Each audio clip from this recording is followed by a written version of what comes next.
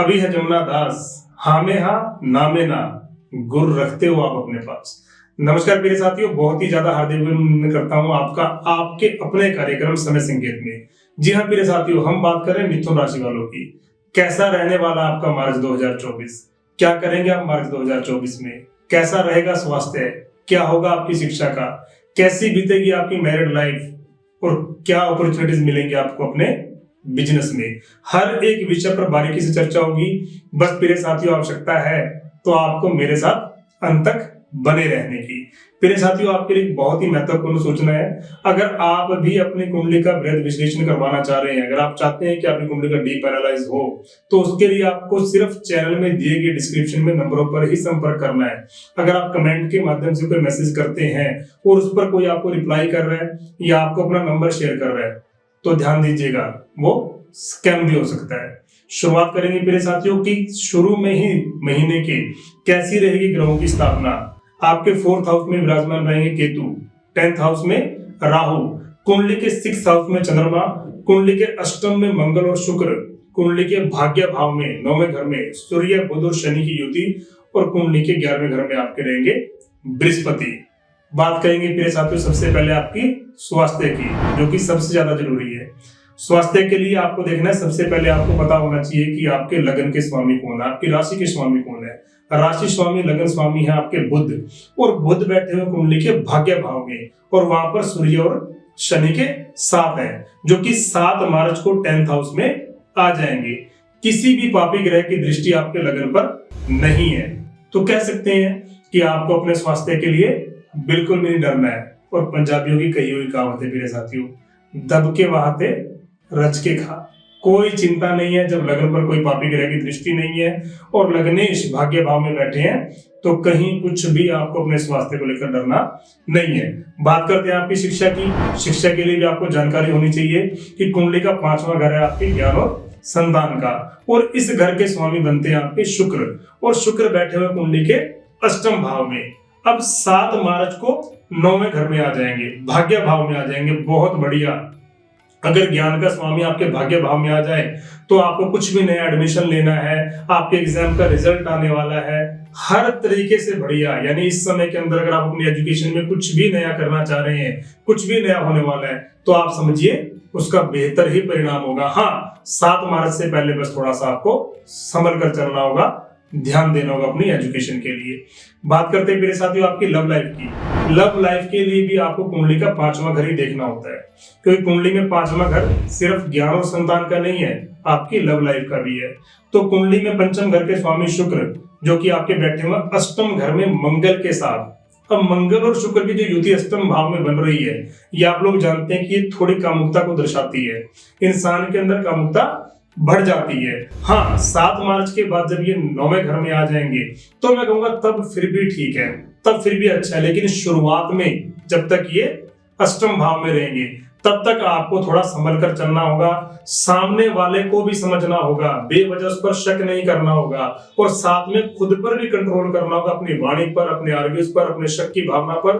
क्योंकि शक से जो आप दोनों के बीच में डिस्टेंस पैदा होगा, उस डिस्टेंस को खत्म करने में बाद में आप लोगों को परेशानी आ जाएगी। हाँ, 10 मार्च के बाद आप समझिए कि ऑल ओवर सब कुछ बढ़िया ही रहेगा, कोई डर नहीं है। बात करें आपकी मैरिड लाइफ की। कुंडली में 7वां घर, जो कि आपके वैवाहिक जीवन का है, उसके स्वामी है बृहस्पति, जो कि 11th हाउस में है। बहुत बढ़िया। और 11th हाउस में बैठकर वो अपनी 9वीं दृष्टि से अपने ही घर को देखेंगे, यानी कि जहां से हम आपकी मैरिज लाइफ को देखते हैं, तो उसको मजबूत करेंगे, क्योंकि बृहस्पति जहां दृष्टि डाल रहे हैं उस भाव में वृद्धि करेंगे। तो लाइफ पार्टनर को फाइनेंशियली बेनिफिट, व्यापार के लिए अच्छा, बाहर की यात्रा के योग पार्टनर के साथ। और कहूं मेरे साथियों, अगर मैं इन ऑल ओवर, तो आपकी डिजायर इस समय के अंदर फुली फिल होगी। बहुत बढ़िया समय रहने वाला आपकी मैरिड लाइफ के लिए। बात करें सबसे इंपॉर्टेंट विषय की, आपका भाग्य, आपका कैरियर और आपका बिजनेस। भाग्य स्वामी बनते हैं आपके शनि, और शनि कुंडली में भाग्य के घर में ही है, अपने घर में ही विराजमान है, मार्गी भी है, भाग्य साथ देगा। और मेरे साथियों, आपके लिए बहुत महत्वपूर्ण बात बता दूं कि 30 साल बाद शनि भाग्य भाव में ही है। यानी कि जो भी आप लंबे समय से सोच रहे थे, जो भी आपकी लंबे समय से प्लानिंग बन रही थी, ये नहीं किया जीवन में, वो नहीं किया जीवन में, अब करेंगे, किस समय करेंगे, तो आ गया है वो समय। कर लीजिए। अब आप जो भी आपकी प्लानिंग रुकी हुई थी, जो भी आपको कुछ नया करना था, भाग्य भाव का स्वामी शनि भाग्य भाव में और मार्गी हो, तो इससे बेहतर समय नहीं हो सकता आपके लिए उन डिसीजंस को कंप्लीट करने के लिए। हाँ, इतना जरूर कहूंगा कि सोचना छोड़कर कर डालिए। अगर आप अभी भी सोच रहे हैं कि कब करेंगे, तो आप गलती कर रहे हैं। ना सोच करके कर दीजिए। इन्वेस्टमेंट के लिए, परचेजिंग के लिए, शेयर मार्केटिंग के लिए, स्टॉक मार्केटिंग के लिए, हर तरीके से ये समय आपके फेवर में है। हाँ, इतना जरूर कहूंगा कि खाली इस बिहाफ पर नहीं, अच्छा रहेगा कि एक बार अपनी कुंडली पर भी नजर डाल लीजिए, क्योंकि मैं सिर्फ ये दशा आपको बता रहा हूं महाराज की। आपकी कुंडली में शनि किस सिचुएशन में है वो भी देखना मायने रखता है मेरे साथियों। बात करें कैरियर की, कैरियर के लॉर्ड गुरु 11th में है और 15 मार्च को सूर्य 10th में आ जाएंगे। मैं कहूंगा कि पराक्रम का स्वामी जब भी कर्म में और कर्म का स्वामी लाभ भाव में, और बुध भी 10th में आ जाएंगे। कहना ही क्या, इस समय के अंदर आप स्मार्ट वर्क करेंगे।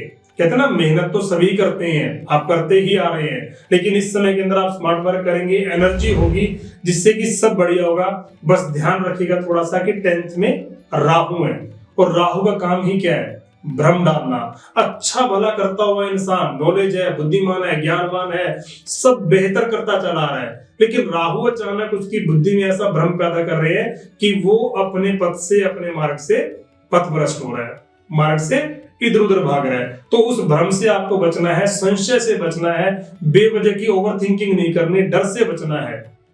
और अगर आप ये सब कर लेंगे राहु से बच करके, तो आप, मैंने कहा, स्मार्ट वर्क करेंगे और बहुत अच्छा आपको रिजल्ट मिलेगा अपने कैरियर में। बिजनेस की बात करूं, गुरु 11th में है, व्यापार में अच्छा लाभ, अच्छी ग्रोथ, आपको नए तरीके मिलेंगे, या मैं कहूं कि अपने बिजनेस में कुछ नया कर पाएंगे, ऑल ओवर अच्छा। अब जानते हैं मेरे साथियों कि वो कौन सा उपाय है जो इस महीने के अंदर कर करके आपके समय को और बेहतरीन कर सकता है। बुध के बीज मंत्र का आपको जाप करना चाहिए। दूसरा, शनिदेव की आपको आराधना करनी है। ध्यान दीजिएगा, शनिदेव की आपको आराधना करनी है। नहीं तो ज्योतिष कहते हैं कि शनि के लिए आप मिडिल फिंगर में लोहे की अंगूठी पहन लो, और ज्योतिषी कहता है कि शनिदेव के लिए आप लोहे का दान भी कर दो। अब आप क्या करेंगे, दान करने से ग्रह मजबूत होगा, या लोहे की अंगूठी पहनने से मजबूत होगा, या शनिदेव की आराधना करने से मजबूत होगा? ये बड़ा ही कंफ्यूजन है। इसके लिए कुंडली में देखना होता है कि शनिदेव किस कंडीशन में है। हाँ, लेकिन किसी भी कंडीशन में आप शनिदेव की आराधना कर सकते हैं, और उससे भी बेहतर अगर संभव हो तो आप कोढ़ी को, कुष्ठ रोगी को दान भी कीजिए, बहुत बेहतरीन होगा आप लोगों के लिए। जानकारी अच्छी लगे तो लाइक और शेयर करना ना भूलिएगा। जय श्री राम, जय श्री बालाजी महाराज।